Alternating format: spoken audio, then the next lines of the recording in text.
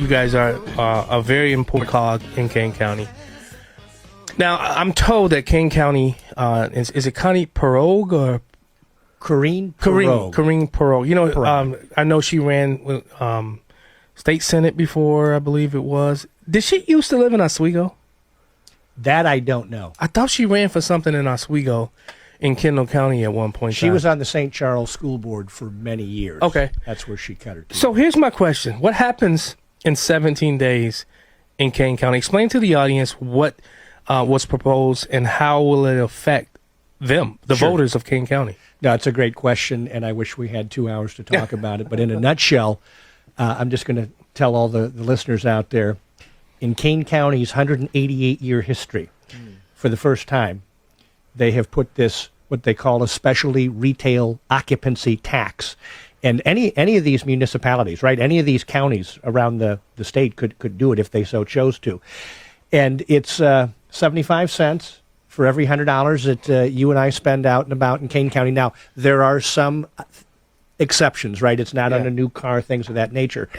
But the fact of the matter is, the Kane County Board is doing these what's called awareness tours all over Kane County right now, trying to share with you and I, John Q. taxpayer, this is a good thing. You need to vote yes. And it's just pennies on the dollar. Well, those pennies are adding up, John, to $51 million a year. And so, as we all know, Jessica, and you know this to be true in Chicago, as we all know, once something is done, it's taxed, it's never going away. Ever.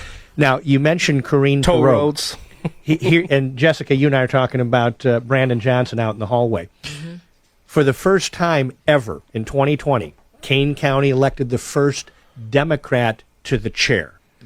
Chairman of the board. Ever. Yes, it's a 24 board member group, and here's where it all started. The general budget every year, right, year one up to 2020, 65, 68, 69. I'm looking at the number right here. $70 million as they budget the general fund. In 2025, their new general budget, about $138 million. They have been spending money like you can't believe. And they're crying around now to the citizens, we're broke.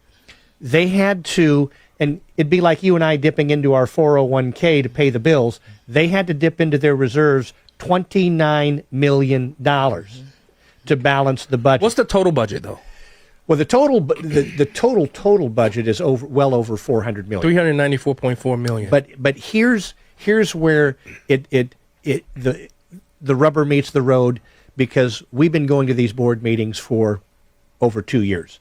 If we're broke, and at one of these awareness meetings 3-4 weeks ago, one of the Democrats, Jared Sanchez out of District 24, which I like, out of Carpentersville, super nice guy, he told the taxpayers, a citizen asked a question, he goes, you know, we have been kicking the can on this issue for years and we haven't addressed it. Here's my point, John. They knew they were broke. They knew they needed to do something. In the last 2 years, they tried to get a brand new $110 million government building. We got that voted down. We got the Republicans and the Democrats to vote it down, thankfully. They wanted to spend $40 or $50 million on a new healthcare building that they do not need. We could spend an hour talking about that. Oh, by the way, they just gave themselves a pay raise in the last 6 months. All of them, right? They they make a modest stipend. They got a bump, right? 25 to 30 grand. But they took a lot of the elected officials, and here's where I've got the problem with that, is it wasn't just a modest 2, 3, 4, 5%. They took their base pay.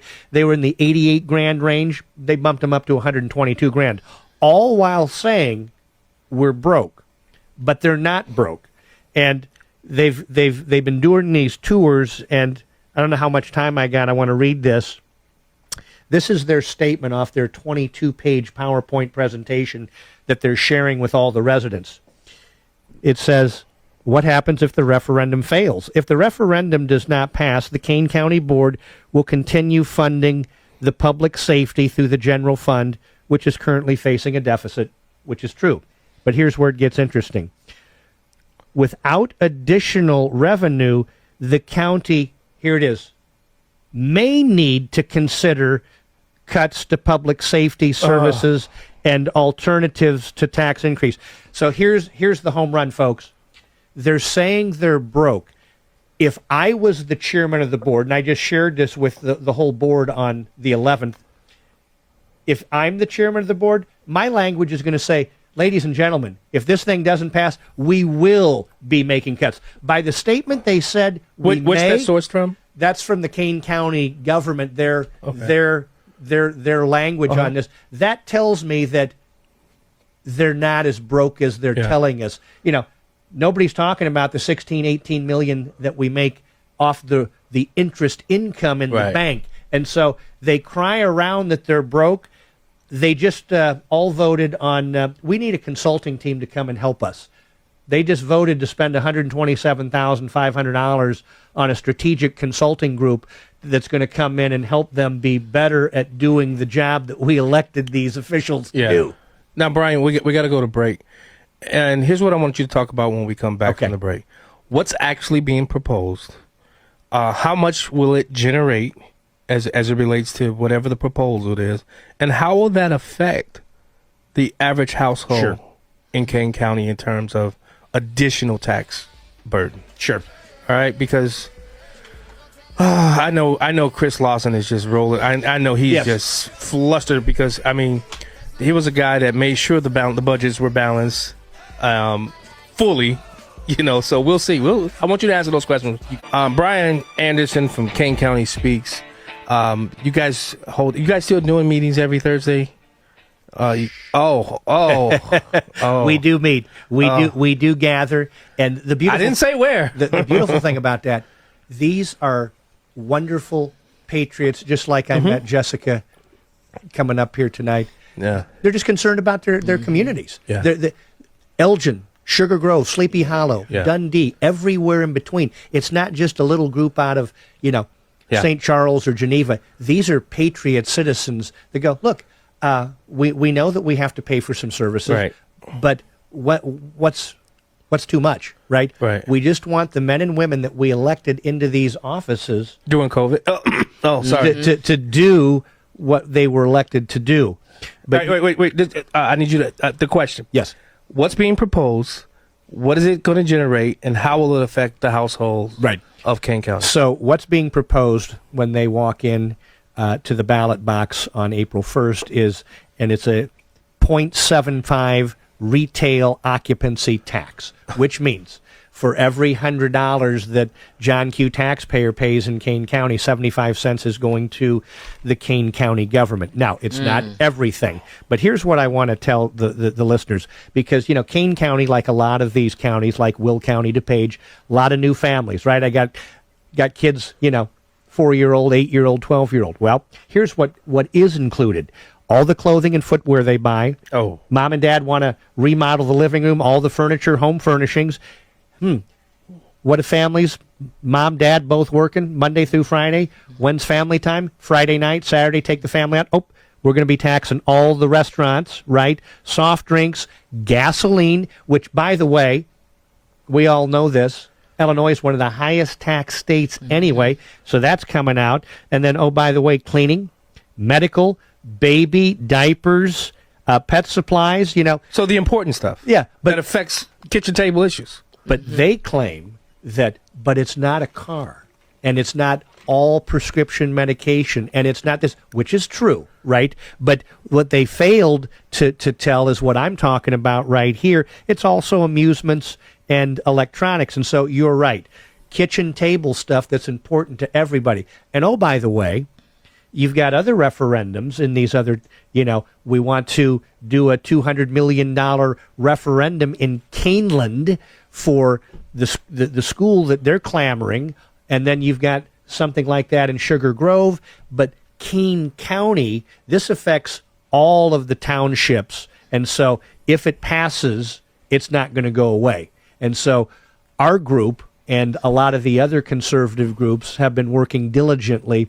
We've 1,000 signs throughout Kane County. I'm holding this flyer so you two can see. We've burned through almost 40,000 flyers. So we're actively trying to wake people up. And here it is, John. You talk to the taxpayers, They go, wait a minute, we just had an election. Well, that was the general election. This is a consolidated. Right. And most voters, when it's for the dog catcher, township chairman, the important position, school board, right?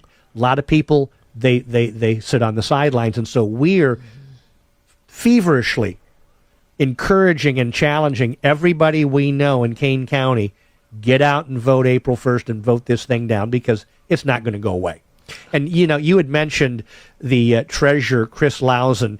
Under his tenure, or even the people before that, always a Democrat-Republican board, right? But they always worked together and somehow managed to manage the budget and keep the expenses that we needed to pay at bay.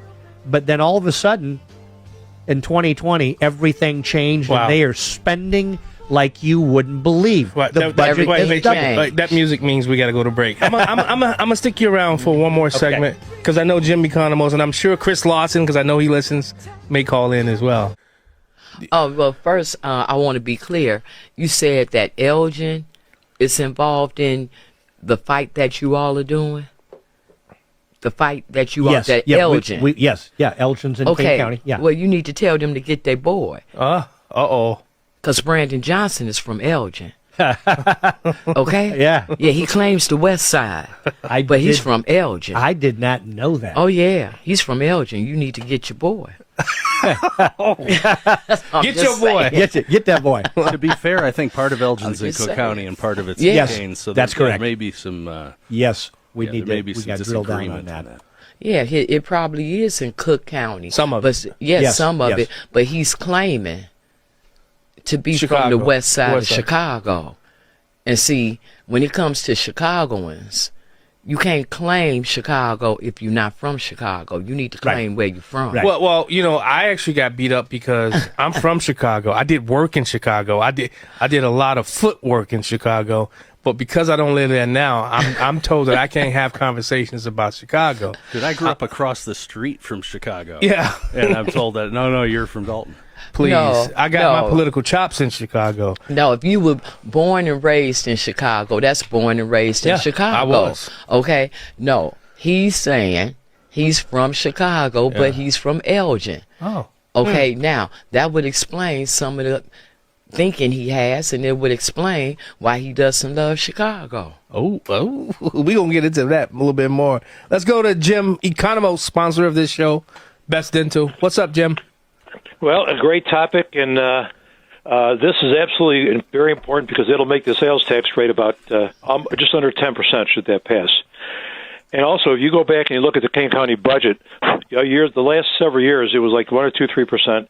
It went down 10% during COVID, went back up again. But the last 2 years, their spending has gone up almost 30% per year. And this is why, Lawson, he got back in to be the treasurer, and he's actually generating interest income, like has been mentioned.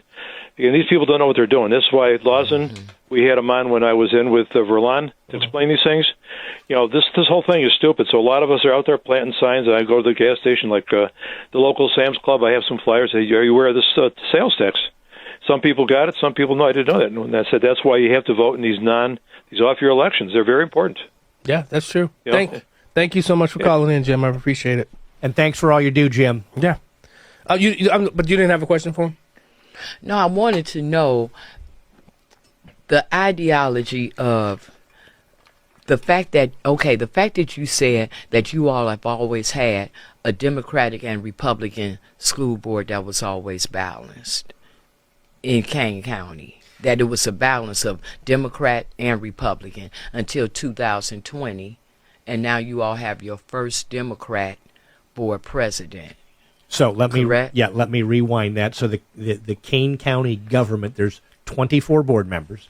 The current makeup would be 17 Democrats to 7 Republicans. What? Yes, and so Kane County. Yes. Wow. Yes, it's now 17 Democrats to the 7 Republicans, and so when I meant, Jessica, balanced, is that when Chris Lausen or others behind him were in that leadership position, he was able to work across the aisle with whatever the complexion of the board was, Democrat and Republican, get them to work together, get them to focus on what the important issues are, which is being good financial stewards and making sure that the money they had was being used in the right manner.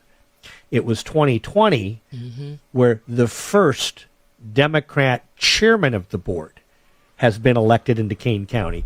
And it is clear as day, like Brandon Johnson in Chicago, running through the Chicago budget, just like Pritzker. What are we, $3 billion with a budget deficit? I used to think our problems were just in D.C. Nope, D.C. and Springfield. Nope, D.C., Springfield, and Chicago. Nope, D.C., Springfield, Chicago, and every county in between. And Kane County is no different. Yeah. And this Corinne Pirogue, while I'm on the topic, one of the things that we have discovered is, and you'll like this, John, look at her D2s. Union money all over, and not just Kane County. Why the plumbers union out of Joliet, Elk Grove Village, all over. So I'm telling you, this is big because those buildings that they wanted to build, even though they were saying they were broke, you got to believe that these union donors like, we want this passed, so we got money at $51 million in 17 days if it gets voted yes. And so like Jim eloquently said, and I love his grassroots efforts, going out, talking to people wherever they're at. Many people, like you said, John, they're working, husband, wife working, kids are in softball and hockey and baseball, and then you talk to them about what's going on, they don't know, and it's not their fault. Here's a question. I was trying to find it. I can't find it. Do you know the fiscal year 19 budget? What was it in Kane County? Do you know the number? In 2019. Before they took over. Well, and I'm glad for fiscal year 2020. Yeah, I don't have that in front of me.